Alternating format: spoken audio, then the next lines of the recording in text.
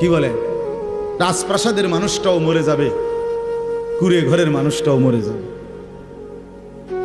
সুখের খাবার যার মুখে সেও মরে যাবে, ভিক্ষার থালা যার হাতে সেও মরে যাবে, যাবে না?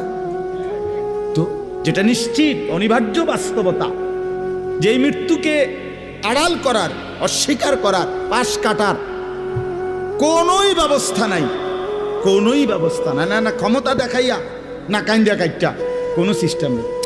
ক্ষমতা দিয়েও মৃত্যুকে ঠেকানো যাবে না, কাইন্দা কাইটাও কি করা যাবে না মৃত্যুকে। যেটা নিশ্চিত সেটাকে ভুলে যাওয়া কেন ভাই? কেন ভুলে যাব আমরা? আল্লাহর নবী সাল্লাল্লাহু আলাইহি ওয়াসাল্লামের যেই হাদিস আমি পড়ছি, এটাই নবীজি বলছেন, আকসিরু যিকরা হাদিমিল লাজ্জাত, আমার উম্মত প্রতিদিন বেশি বেশি